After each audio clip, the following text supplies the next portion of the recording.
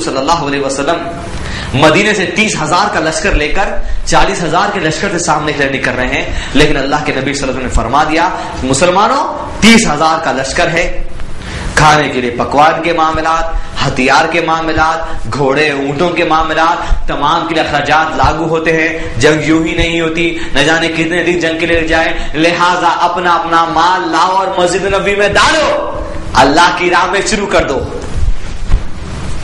یہ سننا ہی تھا بات، دوڑے دوڑے سب صحابی اپنے اپنے گھروں کو پہنچ گئے، جب دکانوں میں، جہاں بازاروں میں، جہاں ان کا مال جو کچھ تھا کچھ خرچہ کریں گے، چلو اللہ کی راہ میں جو کچھ ہے لا کے ڈالنا ہے۔ عمر بن خطاب رضی اللہ عنہ اپنے گھر پہنچ گئے، جتنا مال تھا پورے سامان کو 2 حصوں میں بانٹ دیے، آدھا گھر میں رکھ دیے، آدھا رسول اللہ کے نبی صلی اللہ علیہ وسلم میں ڈال دیے۔ ابو بکر صدیق رضی اللہ عنہ کچھ دیر کے بعد آتے ہیں، وہ اپنا سامان اٹھا کر لا کر اللہ کے نبی صلی اللہ علیہ وسلم کے سامنے ڈالتے ہیں، پوچھتے ہیں اللہ کے نبی صلی اللہ علیہ وسلم پہلے عمر بن خطاب رضی اللہ عنہ سے، اے عمر بن خطاب رضی اللہ عنہ کیا لے آئے ہو؟ فرماتے اللہ کے رسول صلی اللہ علیہ وسلم آدھا حصہ گھر والوں کے لیے چھوڑ آیا ہوں، آدھا حصہ دین کی راہ میں لگا دینے کے لایا ہوں۔ ابو بکر صدیق رضی اللہ عنہ جب اپنا مال لاتے ہیں، اللہ کے نبی صلی اللہ علیہ وسلم پوچھتے ہیں اے ابو بکر تم کیا چھوڑ آئے ہو؟ ابو بکر صدیق رضی اللہ عنہ فرماتے ہیں، بعض اہل علم کہتے ہیں کہ عمر بن خطاب رضی اللہ عنہ کا بہت سارا مال تھا، آدھا لے آئے تھے آدھا چھوڑ آئے تھے۔ ابو بکر صدیق رضی اللہ عنہ کے گھر میں اس وقت عمر بن خطاب رضی اللہ عنہ سے بھی کم مال تھا۔ جب اللہ کے نبی صلی اللہ علیہ وسلم پوچھتے ہیں اے ابو بکر رضی اللہ عنہ کیا لے آئے ہو؟ ابو بکر صدیق رضی اللہ عنہ فرماتے ہیں اے اللہ کے نبی صلی اللہ علیہ وسلم میں اپنے گھر میں اللہ اور اس کے رسول صلی اللہ علیہ وسلم کے نام کو چھوڑ کر جو کچھ تھا اٹھا لایا ہوں، جو کچھ تھا اٹھا لایا ہوں، جو کچھ تھا اٹھا لایا ہوں۔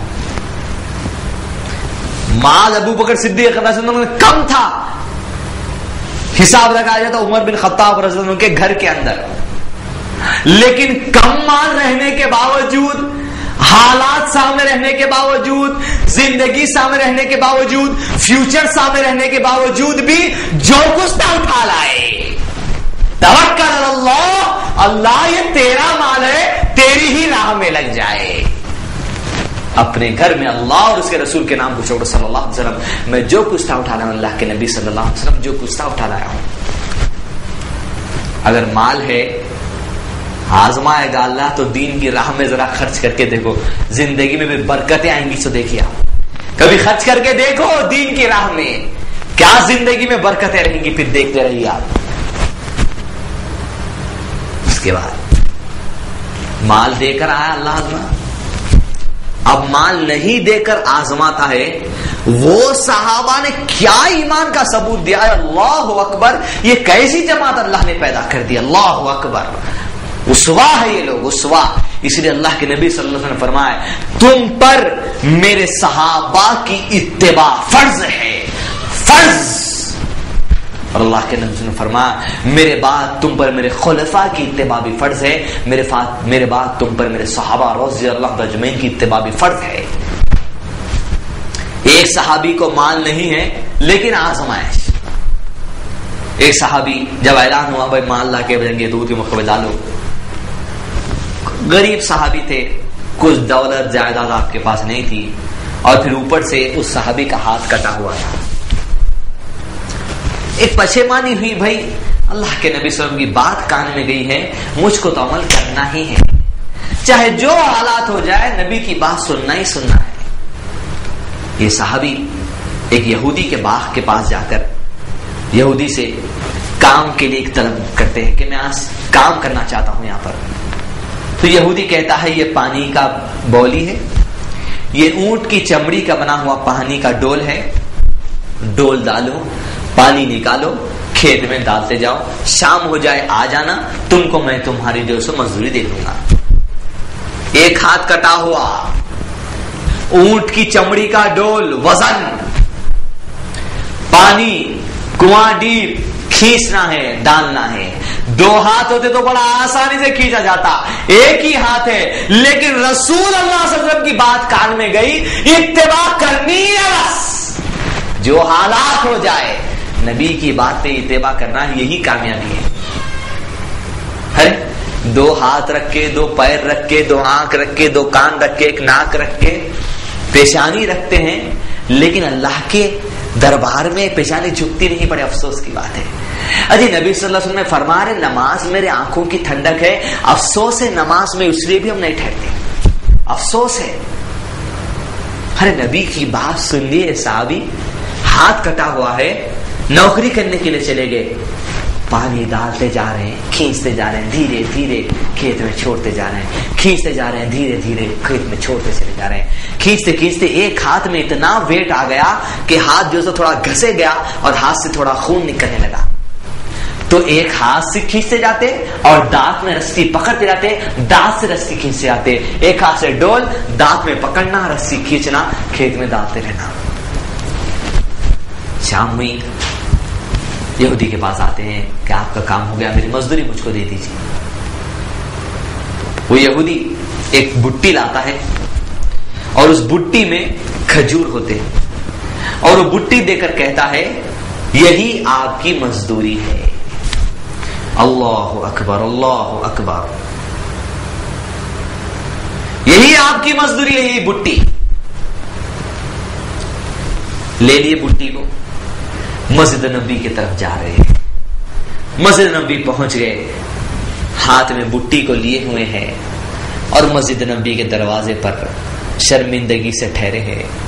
کہ صحابہ آتے جا رہے ہیں، اپنا اتنا سارا مال ڈالتے جا رہے ہیں۔ ابو بکر صدیق رضی اللہ عنہ کو دیکھو، عمر بن خطاب رضی اللہ عنہ کو دیکھو، ایک کے بعد ایک صحابی آتے جا رہا ہے، اپنا مال ڈالتے جا رہا ہے، اور میں ایک چھوٹی سی کھجور کی بٹی لا کے کیا اندر ڈالوں؟ شرمندگی سے مسجد نبی کے دروازے پر کھڑے صحابی، اتنے میں اللہ کے نبی صلی اللہ علیہ وسلم ایک دوسرے صحابی رضی اللہ عنہ سے بول بھی جاتے ہیں، اے میرے صحابی، مسجد نبی کے دروازے پر ایک صحابی کھڑا ہے جس کے ہاتھ میں کھجور کی بٹی ہے، اس کی کھجور کی بٹی کو لو اور مسجد نبی میں جتنے صحابہ نے آج اپنا مال لا کر ڈالا ہے اس بٹی کو، ان تمام مال کے اوپر اس بٹی کو سجا کر رکھ دو۔ یہ میں نہیں، ساتویں آسمان سے اللہ سبحانہ وتعالی فرما رہا ہے، میں نہیں، اللہ سبحانہ فرما رہا ہے کہ اس کی محنت کو، اس کے مال کو تمام صحابہ کے مال کے اوپر رکھ دیا جائے، اس کے مال کو مرتبہ ادا کر دیا جائے۔ اللہ اکبر۔ جب نہیں ہوتا صحابہ کے پاس، رسول کی اتباع میں اپنے آپ کو کھپا دیتے، یہی کامیابی ہے، ایسی اتباع ہی کامیابی ہے۔ صرف زبانی محبت کا ہم دعویٰ کر لیں گے، ہم محبت ہے، اتباع اگر ہونی ہے تو ایسی ہے، محبت رسول کی بات کی ہو، محبت رسول کی سنت کی ہو، محبت رسول کی حدیث کی ہو، محبت رسول کے کہنے کی ہو، محبت رسول کے عمل کی ہو،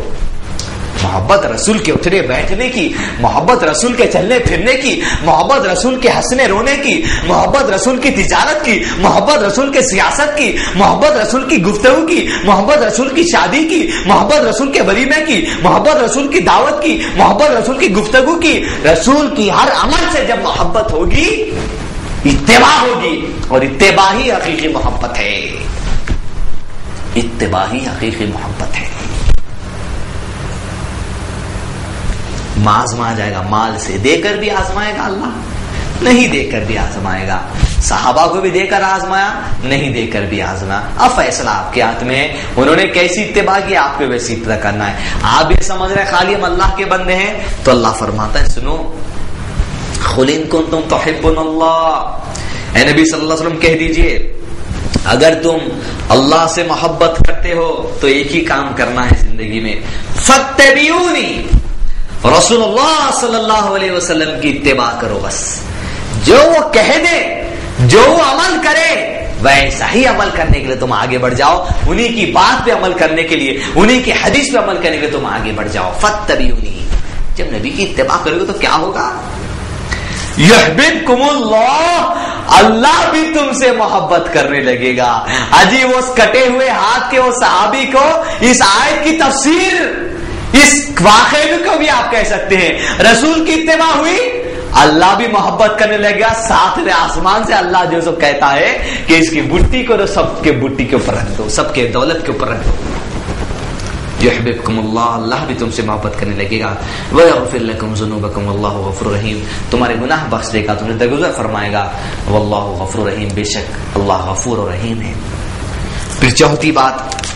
جس سے اللہ تعالی ہم کو آزمائیں گے.